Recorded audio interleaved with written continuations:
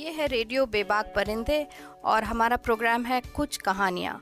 इस प्रोग्राम में हम आपको वो कहानियाँ सुनाते हैं जो आपको सोचने पे मजबूर कर दें।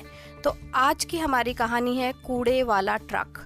कूड़े वाला ट्रक, हाँ आपने सही सुना, यही है कहानी का शीर्षक। एक दिन एक व्यक्ति ऑटो से रेलवे स्टेशन जा रहा था। ऑटो वाला बड़े आराम से ऑटो चला रहा था कि अचानक ही एक कार पार्किंग से निकलकर रोड पर आ गई। ऑटो चालक ने तेजी से ब्रेक लगाया और कार ऑटो की टक्कर होते होते बची। कार चालक गुस्से से कार से निकला और ऑटो वालों को बहुत भला बुरा कहने लगा, जबकि गलती कार वाले की खुद थी। ऑटो वाले ने कार वालों की बातों का कोई बुरा नहीं माना, ना गुस्सा किया, उल्टा मुस्कुराते हुए आगे बढ़ गया। ऑटो में बैठे हुए व्यक्ति ने जब देखा कि कार वाले ने इस तरीके से व्यवहार किया है ऑटो वाले के साथ, उसे थोड़ा गुस्सा आया। उसने ऑटो वाले से पूछा कि तुमने उस कार वाले को बिना कुछ कहे ऐसे क्यों जाने दिया?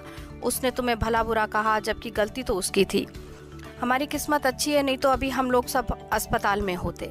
ऑटो वाले ने कहा, साहब बहुत सारे लोग मिलते हैं और मैंने ये जाना है कि बहुत से लोग कूड़े के ट्रक यानी कि गार्बेज ट्रक के तरह होते हैं।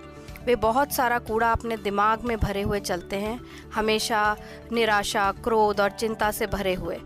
अब जब उनको अपने दिमाग में ये सब कूड़ा जो भरा होता है जब बहुत ज़्यादा हो जाता है, तो वो अपने बोझ को हल्का करने के लिए दूसरों पर कूड़ा फेंकने का मौका ढूंढते हैं। इसलिए मैं ऐसे लोगों से दूरी बनाए रखता हूँ, जैसे कि हम किसी कूड़े के ट्रक से दूरी बना के रखते हैं। उन्हें दूर से मुस्कुराकर अलविदा कर देता हूँ, क्योंकि अगर उन लोगों के द्वारा गिराया हुआ कूड़ा मैंने उठा लिया तो मैं भी एक कूड़े वाला ट्रक या गार्बेज ट्रक बन जाऊँगा और अपने आसपास के लोगों में भी कूड़ा फैलाऊँगा।